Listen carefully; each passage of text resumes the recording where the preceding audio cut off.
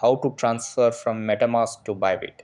Hey guys, in this video, I am going to show you how you can transfer from Metamask to Bybit.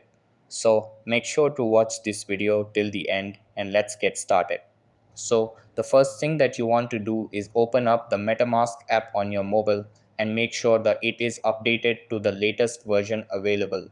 After that, sign into your account and you will be redirected to this page. After that, select your network by tapping on the drop arrow button at the top. Over here, choose the network you want. I'll select Ethereum mainnet for this video. Then tap on the USDT option. If you don't see USDT under ERC20, you will need to tap on Import Token and search for USDT in the search bar.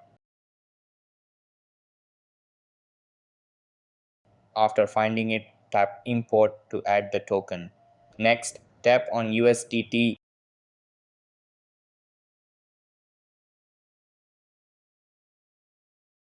and scroll down to find the send option. Now, to get the address for sending, open the Bybit app. Over here, tap on the Assets tab at the bottom right, then tap Deposit and select Deposit Crypto. Select USDT